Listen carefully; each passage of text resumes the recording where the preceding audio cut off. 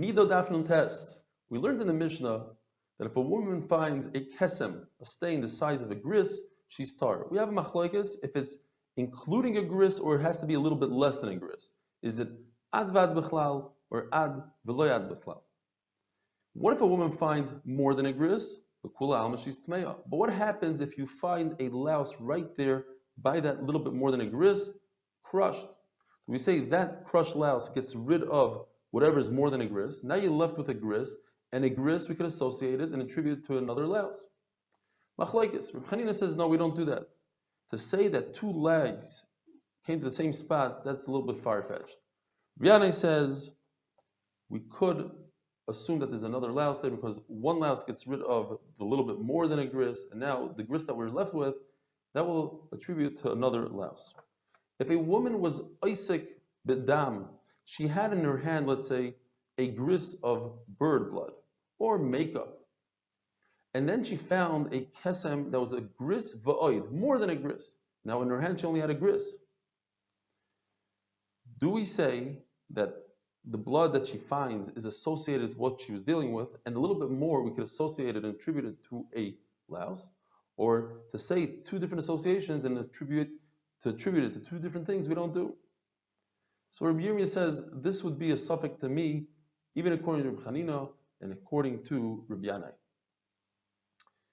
If a woman was dealing with something red and she finds something black, you don't attribute the black to the red.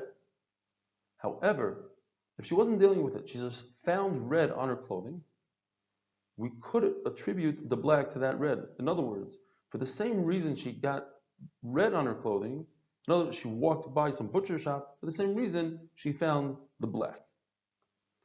If a woman was dealing with one gris, she had in her hand a gris of dam, and she finds on her clothing 2.5 gris. You can't be toila the 2.5 to the 1. What's the chiddush in that? The chiddush is that don't say that perhaps what happened was there was a little bit less than a gris on this side, a little bit less than a gris on the other side, and then the bird blood fell in the center. In other words, we have less than 2 shiurim, and she shouldn't be tummy. That far we don't go. If a woman was dealing with a chicken, then you could associate all different colors to that chicken, because the chicken has different colored dam, and therefore everything is associated and attributed to that chicken. The Mishnah tells us that Rabbi Eliezer Reb Tzadok holds that if a woman did a bedika and she didn't check right away, she took the cloth and she put it under her pillow and she checked it the following morning. If it's round, you could attribute that dam to a louse. But if it's elongated, then it's tamei even b'mashu. Says the Gemara, since Shmuel says the halacha is like Rabbi Eliezer Reb Tzadok, we could prove from that somebody argues with him. Chachamim argue and they say that up until a gris, this woman would be tahor. And with that, we finished the perek haroya kesem, and we're beginning the perek ha'isha she oisat tzracheha, a woman who's doing meraglayim and she finds in the pot dam. The halacha is, according to Rabbi Yossi, regardless if she's standing or sitting, she's always tahor. We associate the dam that she finds to a wound, and in fact, that's how we pass it. Reb Shimon says she's always tmeya. Reb Meir says if she's standing or sitting where the meraglayim don't come out forcefully in a stream, rather they're shaises that just come out uncontrollably, then we could say that perhaps what happened was the meraglayim went back inside, grabbed some dam, and came back with dam, and in fact, it's dam nida and not dam maka. If the meraglayim come out in a stream into a kli, and you find dam in the kli, then she's tar, because this dam did not come from nidos, it came from a maka. If it was nida dam, then it wouldn't come out in a stream. If it came out afterwards, then it would come out shaises and it would hit the side of the kli. If you add to the whole equation a male, Rabbi Yossi continues with his shita and says the woman is tar, even though there's no great chiddush in that, because he says even if it's just a woman, she's tar, and now we just created a sfeika, an additional suffix. Nevertheless, Rabbi Yossi says this halacha to tell us that not only is the taharis that the woman touched without asking us are tar, but even after she comes and she tells us what happened, we say she's tar and she can continue dealing with the haras l'chatchila.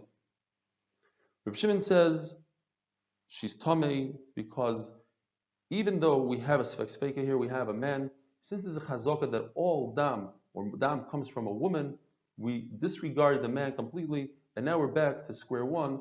And in the case where there's just one woman and without a man, we say that she's tamei according to Reb Shimon, and it doesn't matter even if she's sitting, she's still tamei. Rabbi Meir holds that if she's sitting, she's tar, because in that case we don't say that the Meir Glam go back, and according to Rabbi Yochanan and Rabbi Meir, if she's standing, she's tar because it's a sfek sveka. And the Gemara brings a brisa to prove Rabbi Yochanan's point, and Rish Lakish says no, she's tamei. And we could prove it from the Mishnah. Why? Because in the Mishnah it doesn't say that Rabbi Meir holds in this case that she's tar. It should say Rabbi Meir v'Rabbi Yosi mitara. Says the Mishnah, if a woman lends her clothing to another woman, the other woman happens to be a guy or a woman who's a niddah, we could be toila, and then this woman, the original owner, wore this beged, and she finds a kesem. We could say that the kesem comes from the guy or the niddah. If she gave it to another Jew, and different Jews were wearing the clothing, then they are all tamei because we have nobody to attribute the dam to. And you cannot be mekalkal, you can't say this woman should be tamei and ruin it for her and not for the others. One cannot be tamei more than the others. Nechemi says, and as we said the other day, this is where Shmuel got his halacha from. Nechemi holds that a kesem could only be on something that's not mekabel tuma. So therefore, if you find it on a stone or on the ground, something that's not mekabel tuma, the kesem is tar. Have a wonderful day.